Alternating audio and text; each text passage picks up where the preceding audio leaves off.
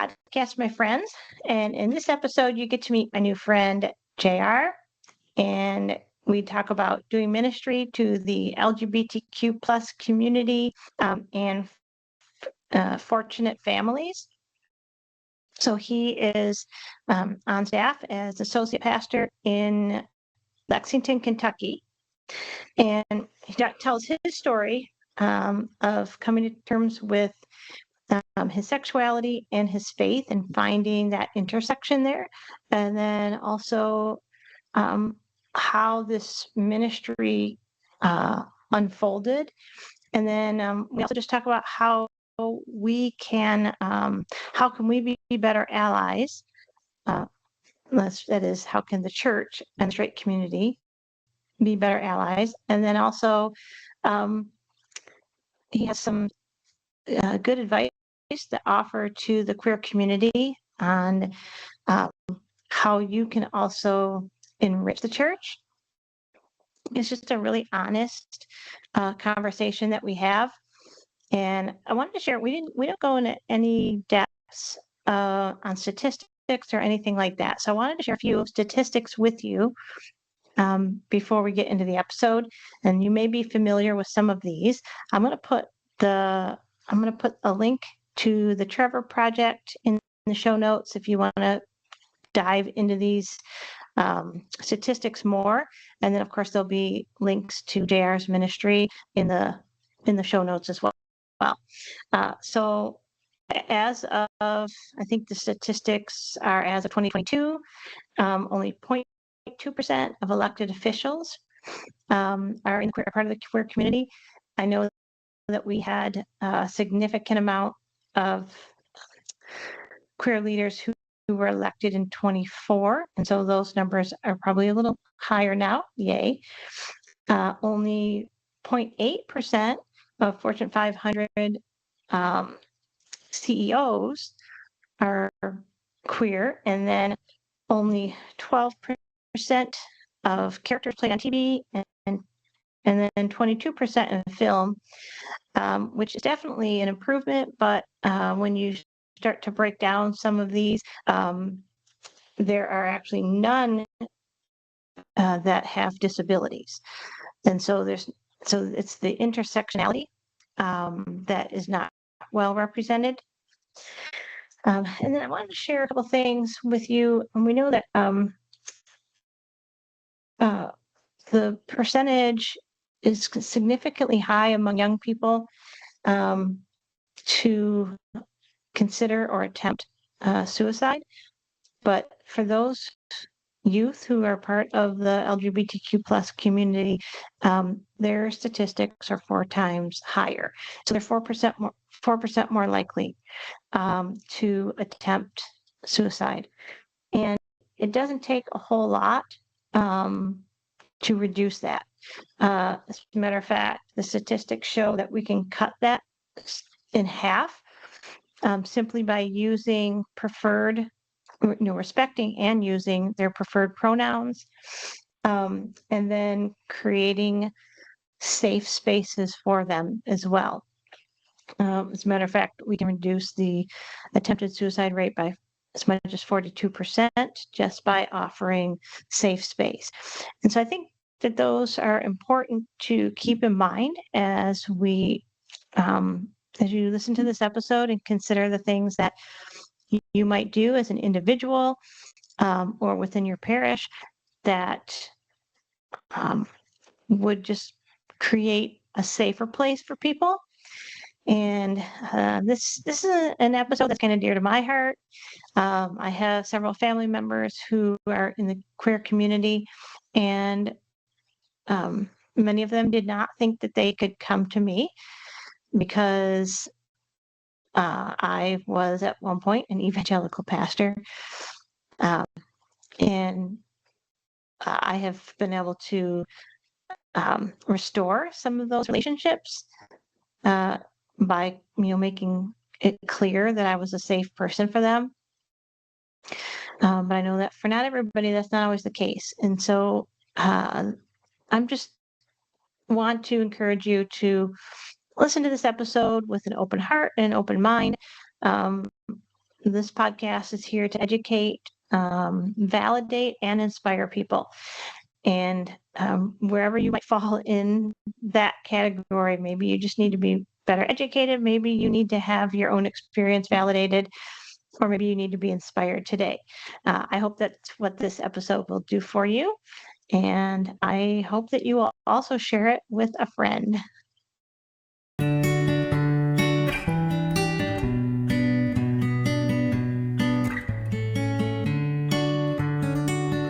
right. Okay, well, thanks for coming to the podcast. Well, thanks for having me. It's good to be with you today. Thank you so much. Yeah, Julie, she's our liturgy director. She's the one who was telling, as I was talking about uh, guests for the podcast, and she was the one who recommended you and kind of got us connected here so that you could come on the podcast. So now we know who to blame if this thing goes bad, right? Right, yes. We could give it to Julie. Well, that was very nice of her to recommend me. I'm happy to be here. It's an honor. It's a privilege, really. Yeah, I'm excited about this. And I don't know a whole lot about your ministry. You're in Tennessee, right? No, I'm in Lexington, Kentucky. I'm in the Diocese of Lexington.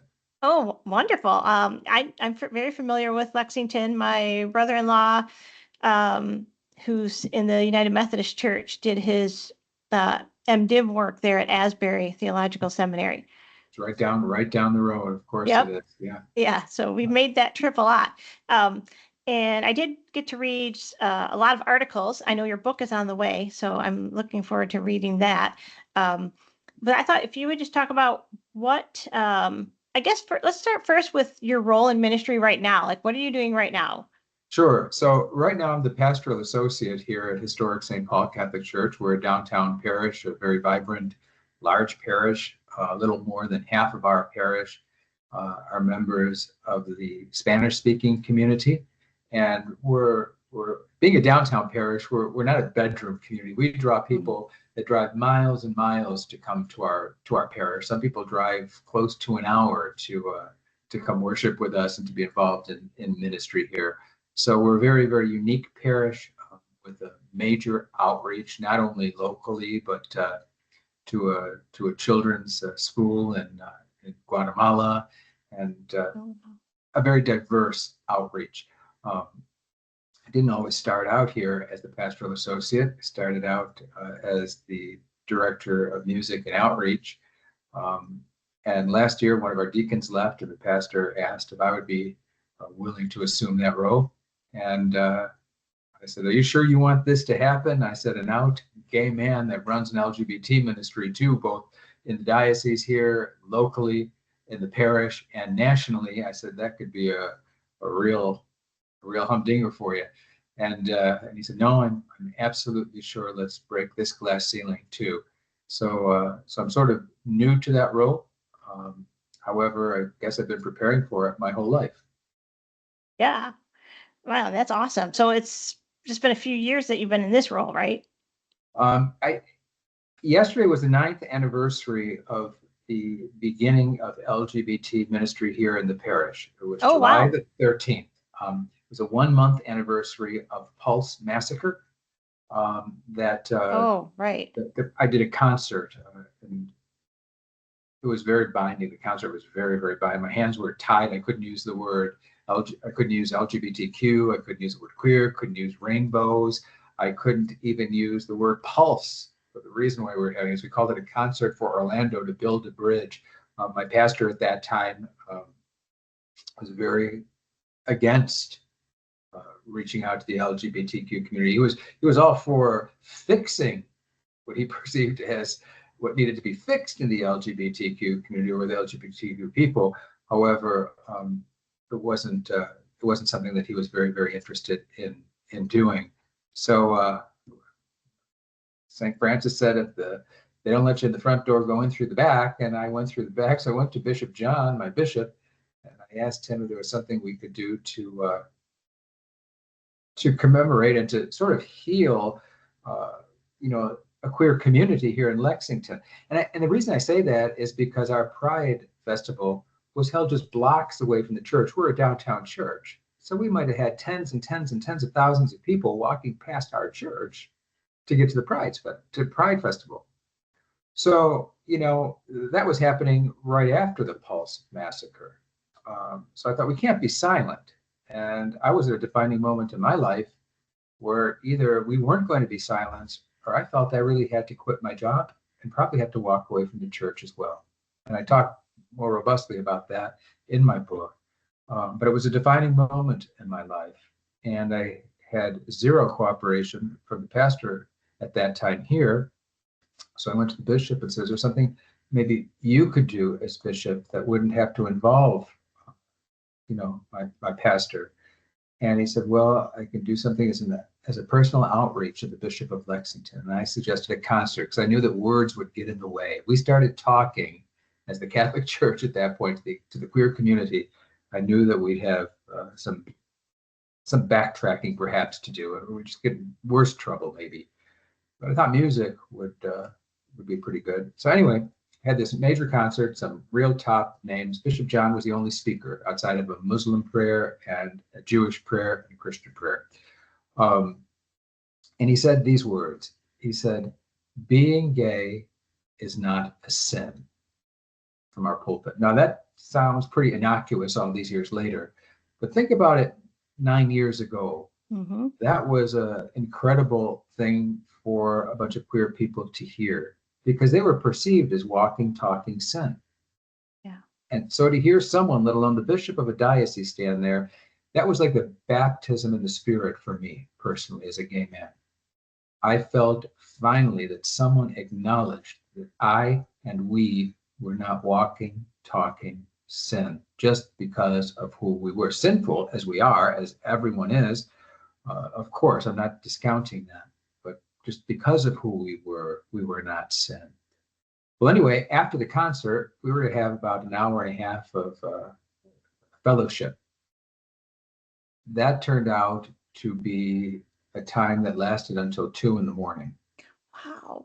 We heard story after story after story after story of the hurt, why people had left the church, some for decades that came back. Some told us stories of people that they came with that came into the church for the concert, and those people had to leave. So traumatized were they just by being in the church for a moment trying to attend a concert.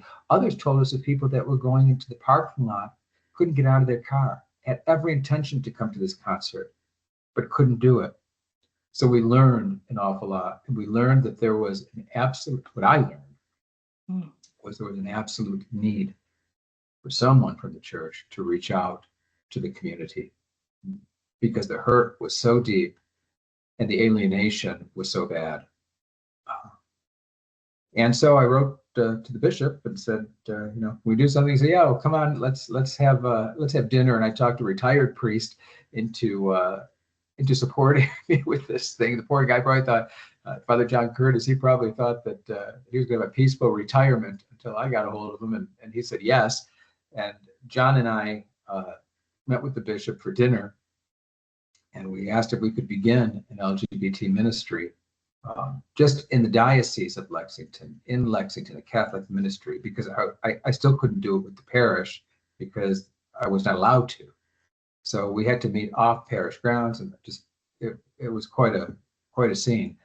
But nonetheless, we began holding just monthly opportunities for queer people to come and to talk with Catholics and to talk with me and to have Father John there. And I asked him, please, John, wear your collar, so that way they see that same sign that maybe hurt them here in a loving response. And we started attracting people. We started with 2 people because they really didn't want to trust us, and I don't blame them. Right.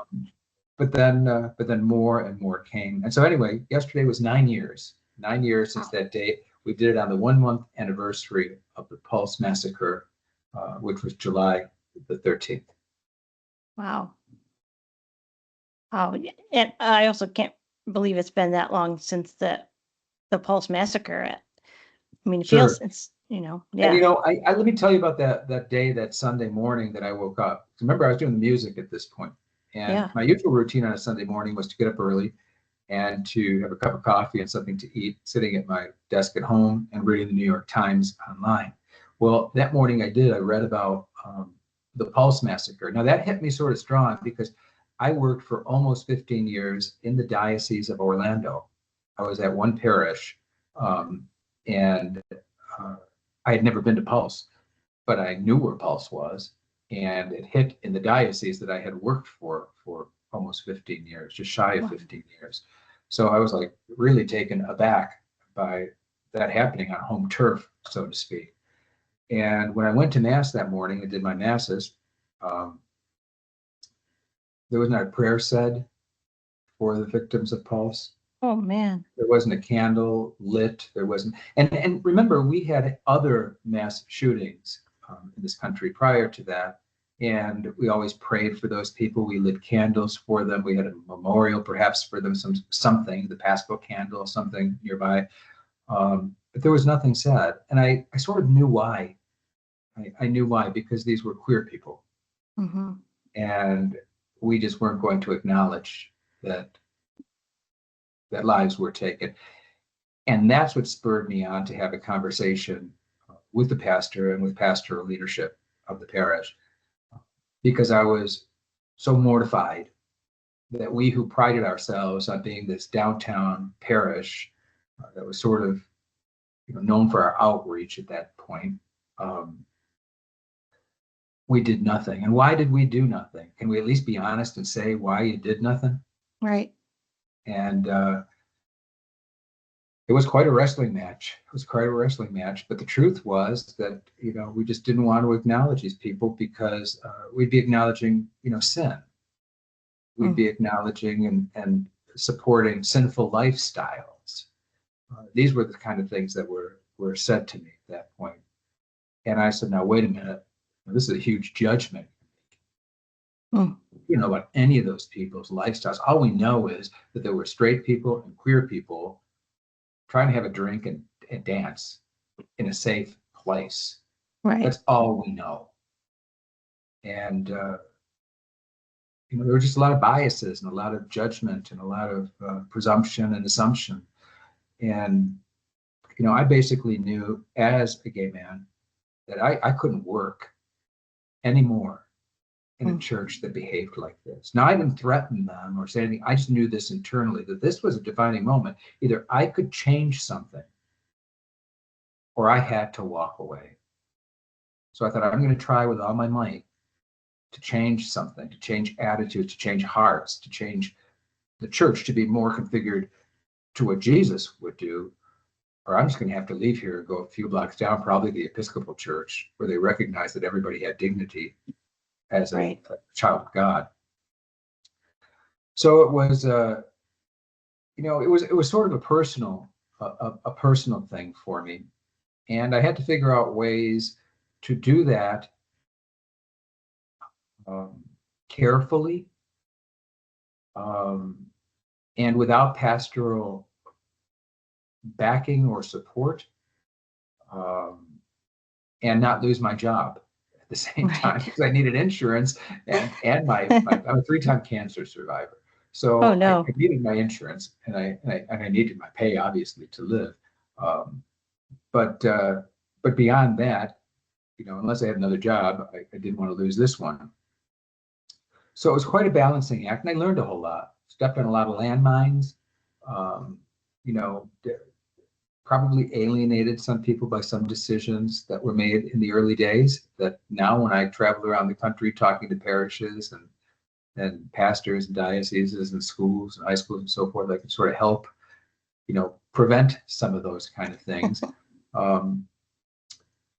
But we also reached out to the community and had tremendous success. We have attracted so many people from the queer community, which is counterintuitive, really, that have wanted to become members of the Catholic Church here at Historic St. Paul, that have asked to be baptized, that have come just to be part of this community of a very robust queer community and allied community that come here to worship, and that are part and part of the fiber of every ministry and of everything that goes on in this parish. So it's not just a silo that's sitting there.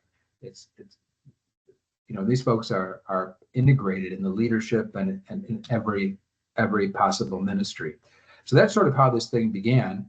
And gradually, we ended up coming back to the campus here at the parish after having to rent a place, believe it or not, to meet in downtown Lexington. Yeah. Because it wasn't a safe place for them to come to the parish. And now here we are, 9 days later, and we have a diocesan commission, LGBT diocesan commission. We have a robust parish ministry. We have support groups at our Catholic high school. We have I have a national ministry as executive director of Fortunate Families.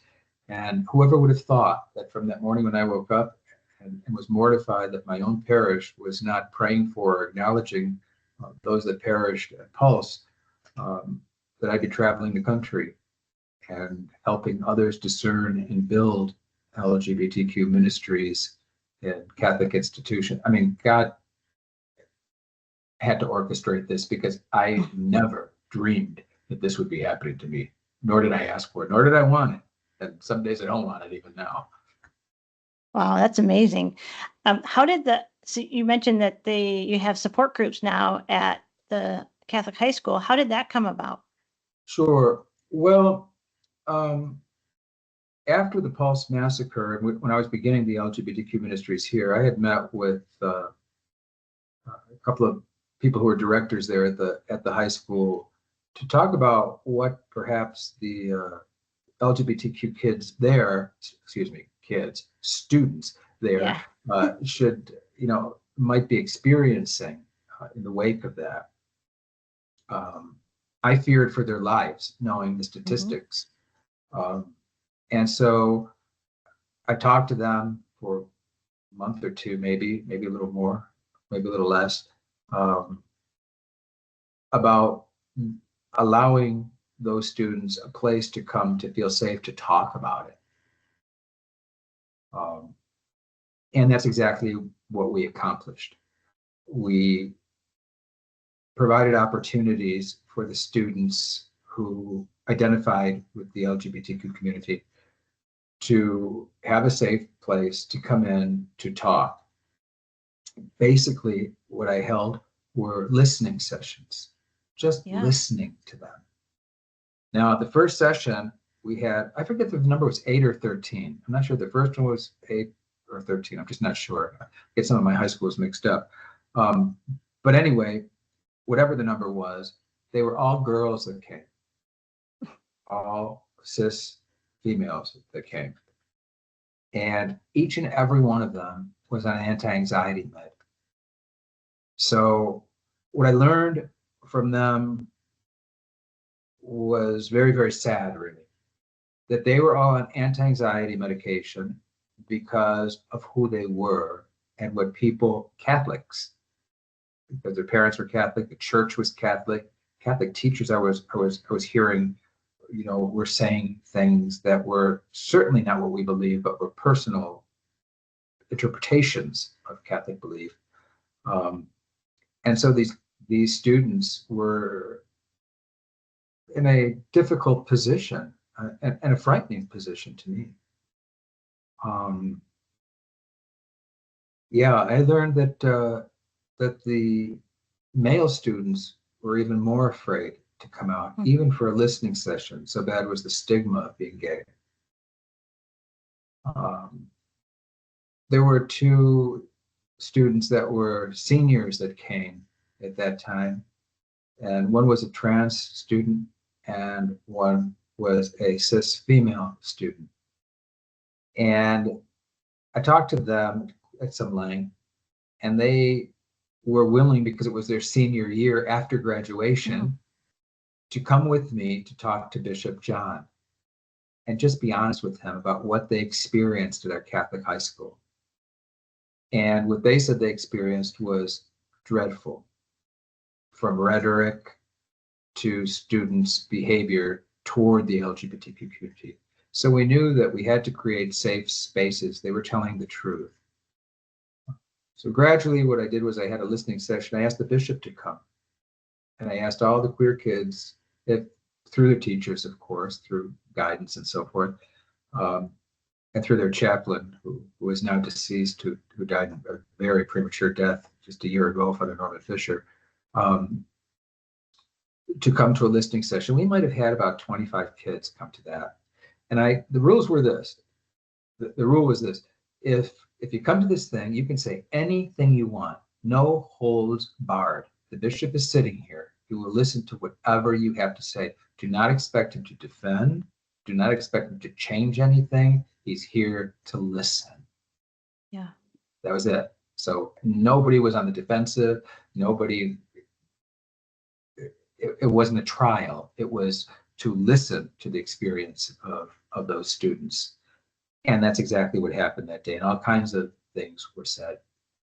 During that particular meeting was a sort of a turning point in my own life here in the Diocese of Lexington. One of the students looked at me during that thing and said, "Well, JR, are you gay?"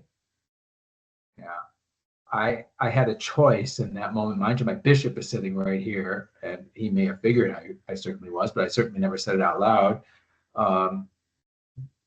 But I had a choice. Now, either I lie to all of these students, or I put my money where my mouth is and be just as honest as I'm asking them to be. And I said, well, yes, I am. That was tough. And then another teacher was in there, and she said, I am too. Wow.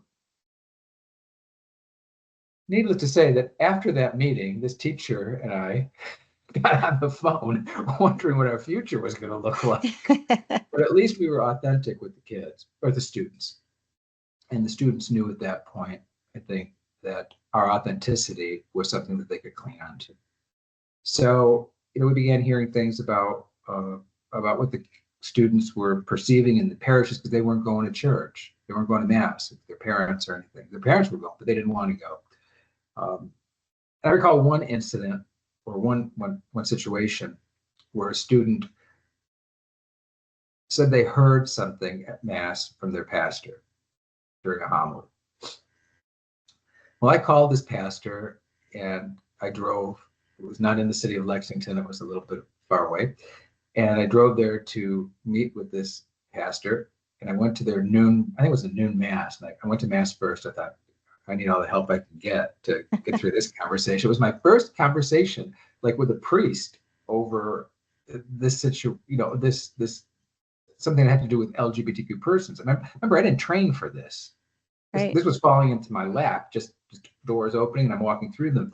So I prayed real hard during that mass night. The pastor happened to have that mass. I was like way in the back pew. And afterwards, he came back to me and he knew who I was, obviously. And he said, well, welcome. I said, yeah. I said, I'm probably the last person you want to see here today. I said, and he said, no, come on, let's talk. Welcome. You're very, very welcome. Well, I told him what the student said they heard, at mass and why the student was feeling dreadful about it and alienated, so forth. This priest was mortified that the student heard it the way the student heard it. And I could tell this priest was not, giving me a line. He was not feeding me a line. He looked just mortified. And further to that fact, he told me that he understood how the student felt because he too was part of a community that had a different color skin than most other people. So when he's not in his collar or something, he's looked down upon, or oftentimes things were said to him in public transport or whatever. So I knew he got it. When I invited him to come to one of the listening sessions now that are gradually becoming support sessions or whatever you want to call them, ministerial opportunities of encounter. And he came in and all the other group was there. And don't you know that he recounted the story of me coming to him with this student there at this thing. And there was this wonderful reconciliation, a hug and everything. Well, imagine for students to see that, how this conflict or this perceived injury, a real injury for the student, but it was by how we sometimes hear things with our ears and then interpret them and accept them into ourselves, could be reconciled. And that taught me something at that point. That student taught me something, as did the students that went to see Bishop John that were seniors. They taught me that these barriers that we were looking at were not insurmountable. That if we could do this on a grassroots level, one by one, person by person, pastor by pastor, priest by priest, institution by institution, we might be able to build a more caring church and a more safe place for the queer community, and a place where our youth might be able to turn before they decide that suicide is a better option. Right. So one of the things that we did early on was I developed these little cards that said Historic St. Paul Church, LGBTQ ministry, everybody, all are welcome. I don't know why I used that. I shouldn't be using it, but we're still using that. I know it's cliche, but sometimes it works, sometimes it doesn't work. It depends. And I had my name on it. I had Father John's name on it. I had Sister Clara, who was a religious here at the parish. And who else did I have on it? I had one other person on it. I forget who was on this. But the point was that we put these in the bars. We put these all kinds of places where the LGBT community might find them, and in the high schools too. Colleges. We have University of Kentucky here, Transylvania University. We have an abundance of college students. Figured that maybe they'd see this and maybe it would do some good. Well, one night my phone was ringing. It was about 10 o'clock at night, and I thought it was my mother, God rest her soul. Now, but I thought she's calling me. She probably got some scoop. I thought, well, I can't take it. I'm tired and going to bed. Isn't that terrible, my mother? And but she knows the story. She's in heaven now, probably laughing. But anyway, it kept ringing, and I thought, my God, she's got some kind of good story for me. I said, I'm going to see who this is now. Maybe I'll answer it. So I wasn't even looking at the phone, just assuming nobody's going to call me at 10:30, 11 o'clock at night outside of like my mother. And well, it wasn't. It was a student from the University of Kentucky, a sophomore student that had researched how to effectively die by suicide without pain, and was about to do it, but he wanted somebody to know why he was going to do it, because the church was responsible for his death. And so I stayed on the phone with this guy, with the student, for probably close to 2 hours. Here's the deal. He came to the University of Kentucky, and he found himself, finally, he was free to be himself. Yeah. And he had a significant other, a boyfriend, and somebody outed him to his parents. And he had to go home. And he knew his parents were Catholic, very staunch Catholics, were good Catholics, and he knew that life was going to be hell. And so he was afraid to go home. And so he thought death was a better option than going home to Catholic parents. Because of what he said he heard in church growing up, and he heard from other Catholics and so forth and so on. Now, mind you, this is about eight years ago, so a lot has changed in 8 years. Not enough, but some things have changed. But they're still hearing the same thing depending on where you're going. Well, this student I talked to for about 2 hours on the telephone, and the student says to me, "Do you think we could meet now?" Well, here it is at midnight or so, maybe 12:30 at this point. And I thought, well, he said, "Do you think you could come here?" And I thought, well, no, I'm not going to the dorms, that's for sure. I knew I couldn't go to the church office because at that time we had no resident priest in the place where our office is. So I couldn't even call somebody and say, "Could you get up and come and sit in?" And I was not going to take a college student in the middle of the night by myself into an office. That just seemed inappropriate. So what do people do in the middle of the night when they want to meet with someone? I suggested a Waffle House. So we go to Waffle House, and we sit there till 2 o'clock or 2:30 in the morning, and just went on and on the conversation. It was wonderful. I mean, the guy had a lot to say and a lot to get off his chest. Obviously, so much so that he had done the research and was about, to choose death by suicide. Turns out he asked me if I would go with him the next day. he lived in another part of Kentucky, not far, not too far, about an hour's drive, to talk to his parents with him. I agreed to it. I thought that was reasonable. So I let my bishop know what I was doing, that I was going with the student, and the backstory.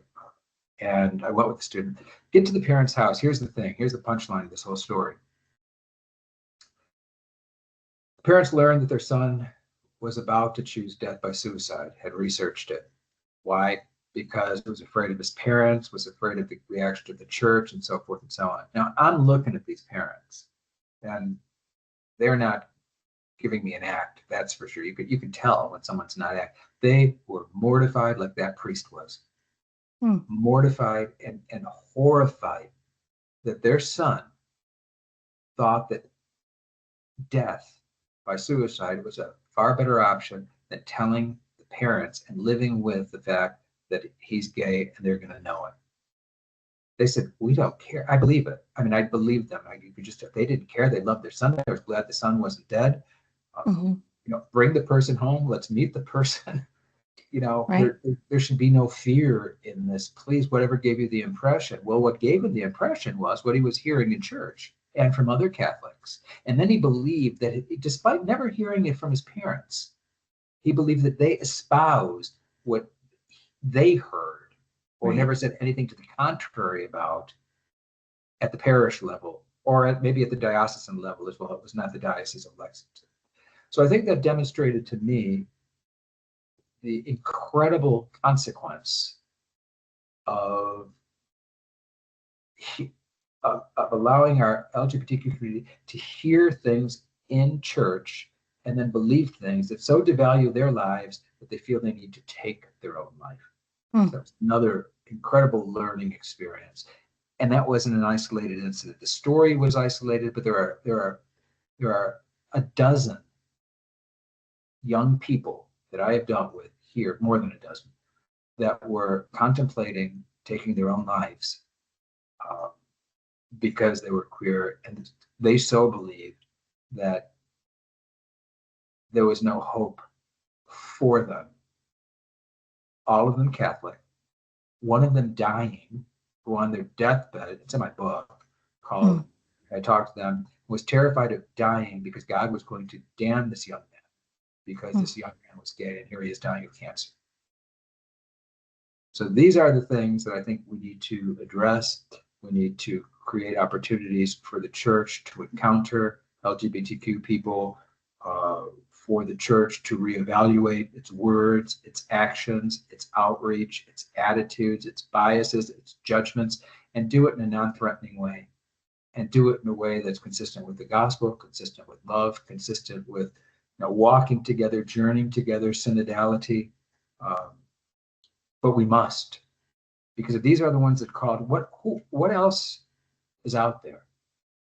Are our young people, are they turning to drugs or alcohol, to numb the pain, especially our queer community? Are they turning to just bad spending habits to numb the pain? Are they turning to, sex to numb the pain? I had one young person tell me, and it really moved me a whole lot. They were, I don't want to use the word a sex addict, but they were on Grindr, and they were hooking up. Now our straight kids are doing this all the time, hooking up and so forth. I think our queer kids get a bad rap. They're in my experience, our queer kids are doing it a heck of a lot less than our straight kids are for many reasons. They can get the daylights beat out of them. They can, they're afraid, just all kinds of things. But nonetheless, this one person told me this, and I said, well, what, don't you feel bad? I mean, don't you feel bad like afterwards when it's just like a hookup? And the student said, yeah, but you know what? For that 10 minutes, for that 20 minutes, I'm in somebody else's arms and experiencing some kind of love that I'm looking for. They didn't say it in those kind of words, but that's what I gleaned from what they said. So the point was that even if it made you feel terrible and cheap afterwards, for that 10 or 15 minutes, because I can't get that, it's somehow worth it. Right. Why can't they get it? Why aren't they getting that at church? Why aren't people embracing them? Why aren't people hugging them? Why aren't people saying, yeah, you're good. We love you. You're good. You're of value. You're more value than your genitals, but you're of value. Mm. You know what I mean? You're more value than just your good looks or your hair color, or your eye color, or your physique or whatever it is, because they're not hearing that. Mm. So you turn to a stranger you don't know. That's a sad reality. What are we doing about that as a church? And to say it's Right. not happening, that's nonsense. It is happening. I'm here to tell you it is happening. Yeah. Wow. Um, I I was thinking about there are a lot of churches um, who they want to be allies, um, and they just don't know like, how to get started. And of course, some of them are maybe in more conservative dioceses. So, um, I guess suggestions for churches who want to be allies, and how do they just wait out there? Do they jump in the deep end or? Yeah, I think it's a gentle wade.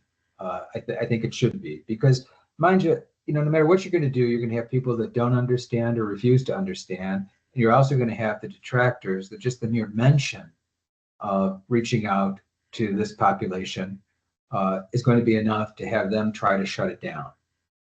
So I think we have to acknowledge that these are the realities, um, and figure out first of all how we're going to face when that happens. Because if you're not going to face when that happens, or if you can't, then don't do anything. Because you're Right. going to re-victimize someone. You're going to give someone hope and then pull out the carpet from under. So I think what I encourage people to do, because of my own experiences, talk to pastors or pastoral teams or bishops or whomever we're talking to and say, you know what, we reach out to this community, and there's going to be those that will not understand, that need to understand, or they're just plain old detractors. And how will we deal with that? What will we do? Are we strong enough at this point to, to say to someone, this is the gospel message, this is what our faith tells us, this is why we're doing it, or are we going to be shut down? Because I'm here to tell you, they will orchestrate a campaign to tie up your parish lines, your email, go to the, I mean, and it happens here at the parish still. I am protested here at the parish. Our pastor is. I mean, we get calls in. They know what they do, and there's hundreds of them that will come in to try to wear you down, and they're from all over the country. I mean, they don't even know what we're doing really. They just hear something, they orchestrate this. So I think that's one of the things you have to do is you have to create the awareness that what we're about to do, let's discern what we're going to do with the reality that exists, and that it's difficult terrain to begin with. And then I think that we just have to be hospitable. And how do we become hospitable? Well, I think one way right now that is just incredibly gifted to the church is the synod, because we can blame all kinds of things on the synod now. That's just a handy little tool that I think we could use for this ministry, to be really blunt.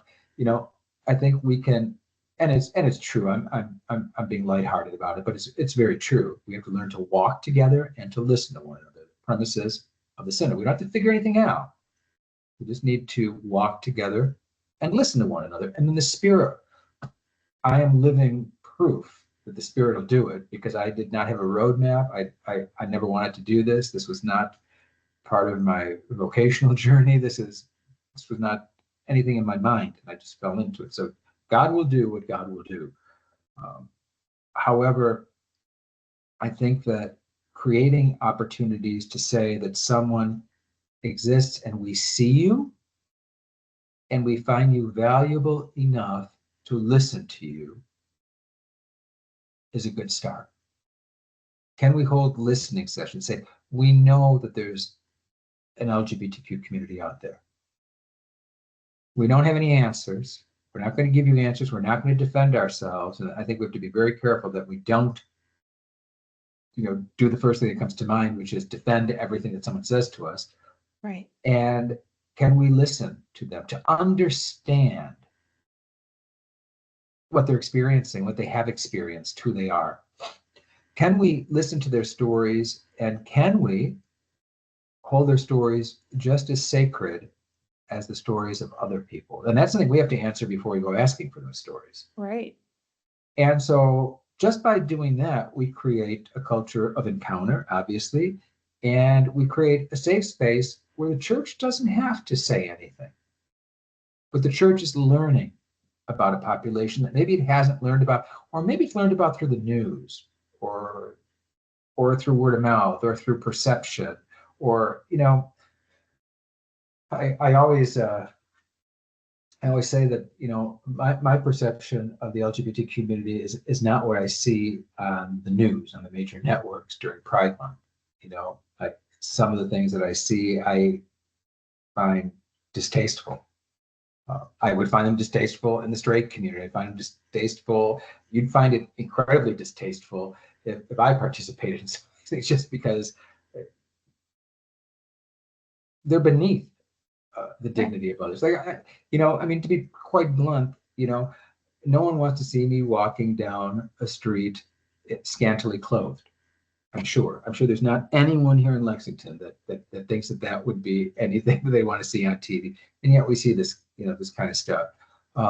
So and that colors a perception of who the LGBT community is. That perhaps the whole LGBT community is hypersexualized, or the whole LGBT community is, lacks maybe a decorum that could exist in a certain situation. And those things are just not true, And granted, some of the stuff is just fun, and people are just having fun.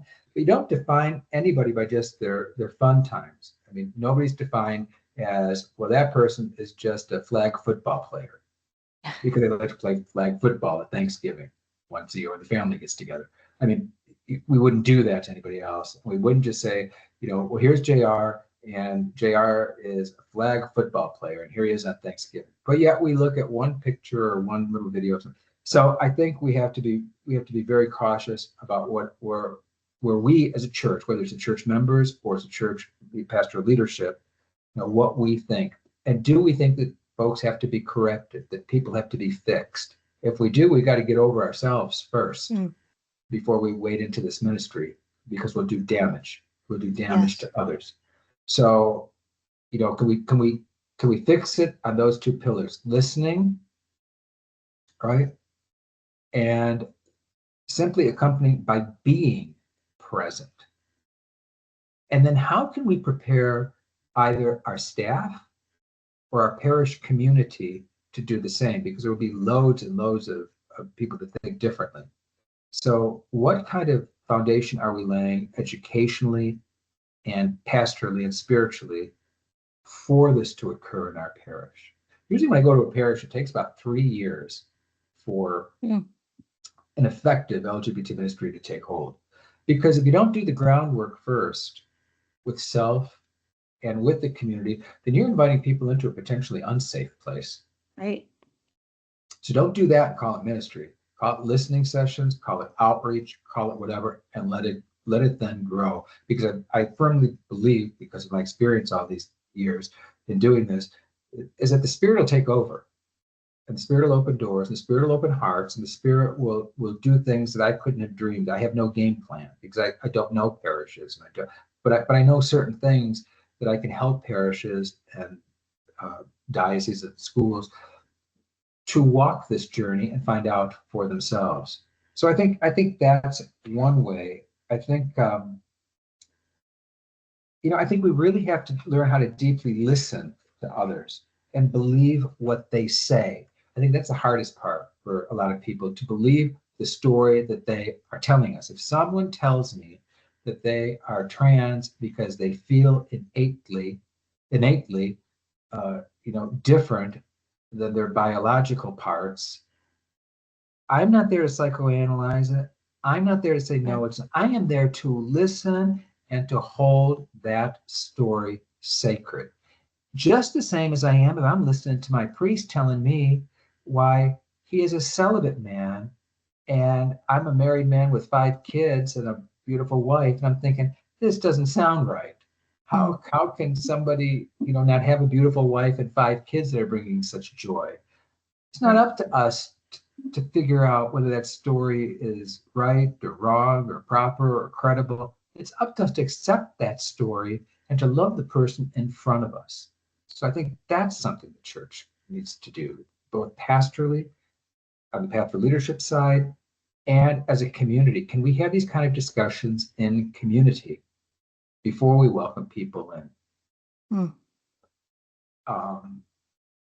I think when we invite people in too, we have to be careful of our slogans. I said before something about all are welcome. Remember, that's sort of a cover-all statement. Well, it is. It's sort of a cover-all slogan. And I'm not sure that works in the beginning because it's too generic. If you were hurt by the church because you're queer, and the church has to say, we are now reaching out to queer people. We know that the church has hurt you. We know that you're out there. We know that you've walked away from us. We want you back. You're valuable to us. You're important to us. We are not complete until you come home. Right. That's a good point. That's a good point. Yeah.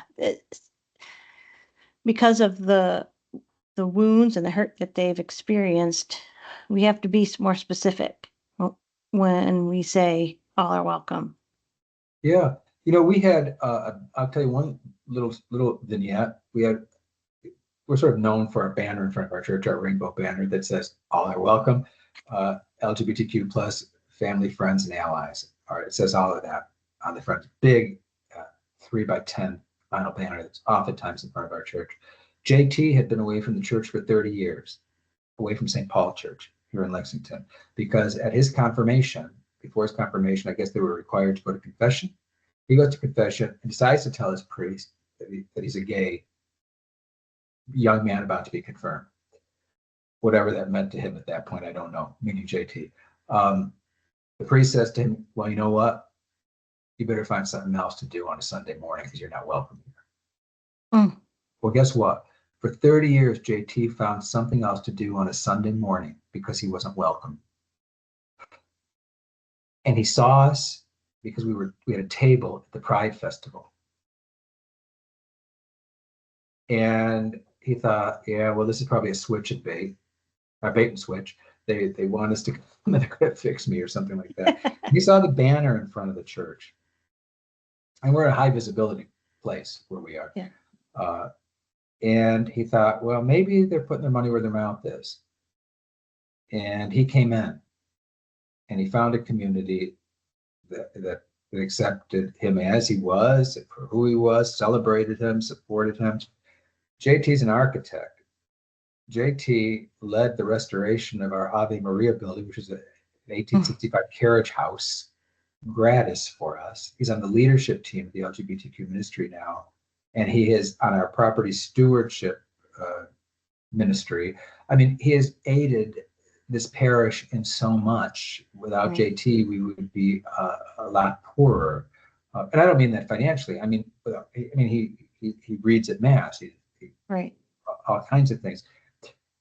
So I think that our presence and our slogans, sometimes we have to use all are welcome as the first one, but can we move past that to say, okay, all are welcome, including who? Who is it that we need to include now specifically? And I think each community has to look around. Maybe it's the migrant community. Maybe it's the divorced community. Maybe it's single parent community that don't feel that they have a place in the church because everybody's got a more traditional, family system. It depends who it is, and then can we move past that to say all are welcome, LGBTQ people, come on back home. I always call that banner my Band-Aid. It doesn't heal a wound,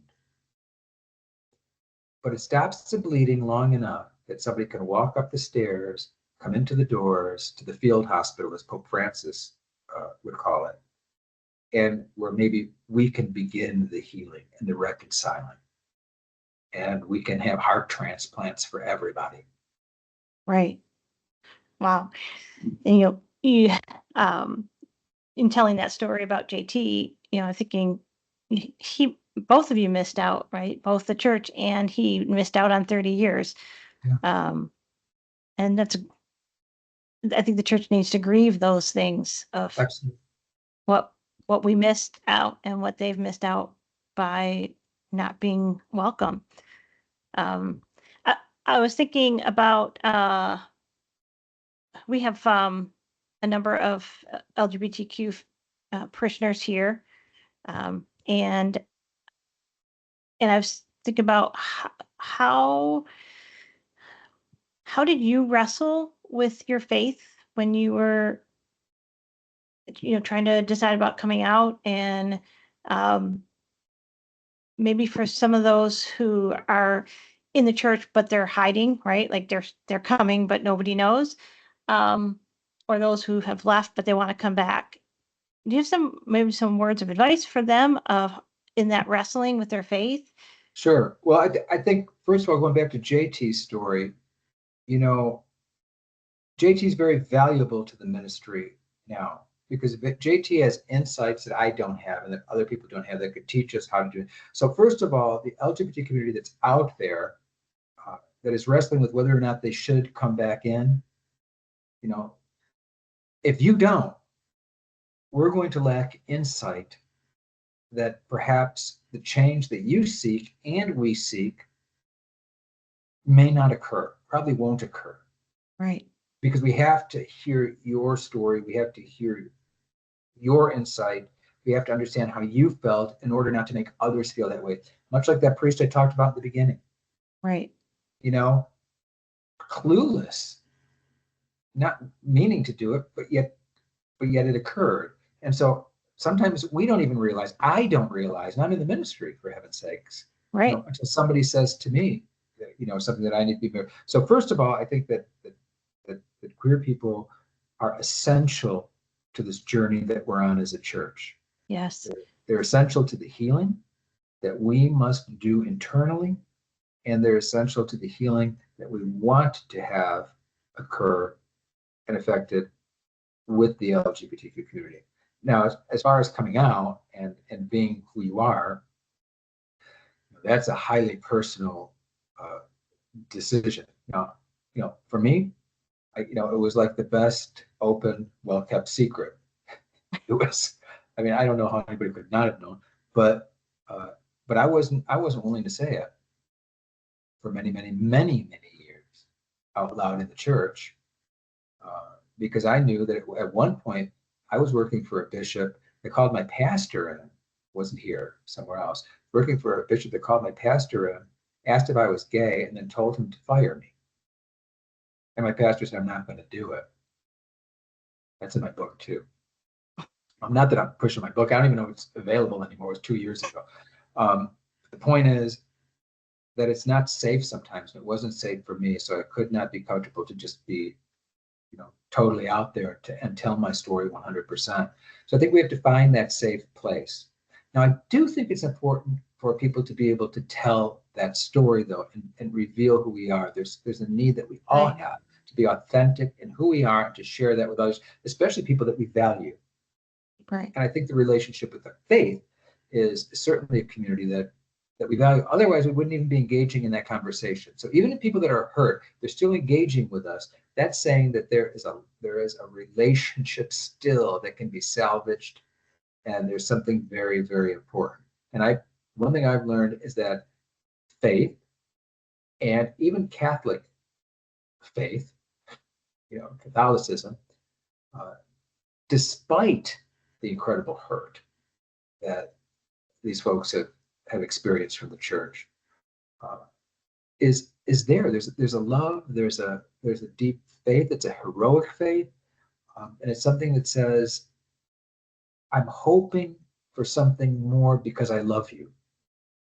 I think that's what I hear them saying to us. I don't trust you 100% right now, but I do love you, even though I don't like you a whole lot too. You know what I mean? There's that love-hate Right. relationship.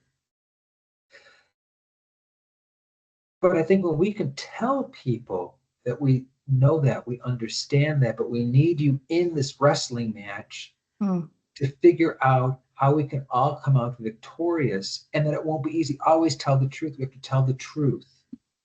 You're going to hear things that you won't like. We're not there yet. Right. but can you help us get there? Can your story make a difference? And if you're not ready to come out, then don't. We can accept whatever, whatever amount of self-revelation you want to make. Hopefully one day you feel safe enough in our community or with our pastoral leadership or with someone else that we could both reveal our true selves and walk together, in that light. Right. But I think that, to require folks to do this or to think that they should, otherwise they're being inauthentic, is a fault on our part, because it just is not safe for many reasons. They might want to come out to the church, but they can't because of their job. They might want to come out to the church community, but they can't because of any number of factors. Right. So I think that, no, I don't think that. I know that in some of these ministries that I have been at here and around the country, that there are people there that quote unquote identify as allies that are certainly not allies. Right. They're members of the queer community, but they cannot come out. So I think we have to be cognizant that we have to allow people just to be who they say they are at that moment. And that when we bring in the queer community, that we should always, always, always invite allies and family members too, at least in the beginning, because they've been hurt and they need to come back. And sometimes they will come under the guise of a family member or an ally, and they will be members of that queer community, but they just can't be out yet. So we're creating a safe spot for them to still be in that closet, even with us. Right. So I think that's a sensitivity that we. Right. Yeah, that's a good thing to know. I have a family member who's non-binary, and they're not out to everybody. And so, we know that around certain people we use their given pronouns, and and they're just not ready for that. So Sure. And I understand that. I mean, I deal with priests all the time, and there are, obviously, I'm not going to tell you anything you don't know. I mean, there are priests that'll come out to me and they'll say, but I just can't come out. It's not safe because of my bishop or my parish, or they'll take away my parish. They'll, whatever it happens to be. And so I think that the struggle is both internal and external, in the church. It's a struggle in parish. How many other employees are there like me that are afraid to say who they are because of repercussions from their bishop? And yet, I think you asked me something about what do you say to people that are struggling and about the faith. I think that we don't have to say a whole lot, because I think by virtue of the conversation that we're having, we know that there is still a love for the church.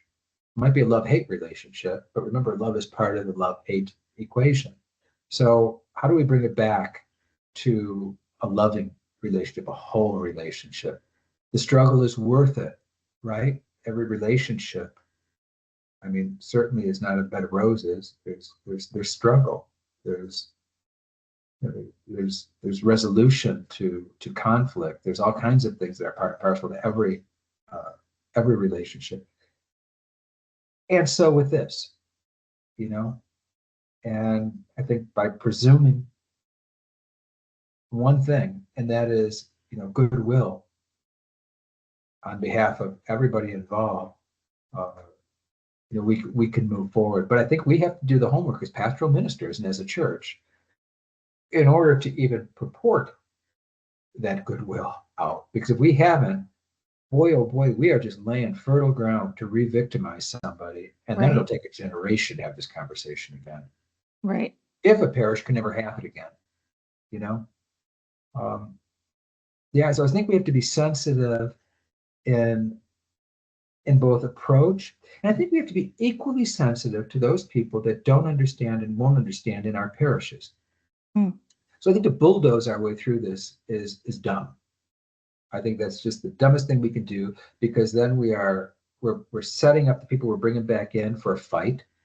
We are creating division where we don't need to. And I know that that's a big word, buzzword these days, unity and being divisive, and that can be used for anything, including what night bingo is on.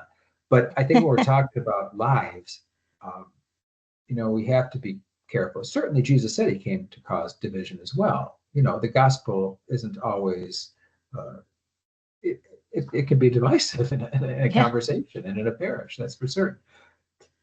But I think we have to be prudent in our approach so as to mitigate potential areas that could do damage. Does that make sense? Right. Yeah, definitely.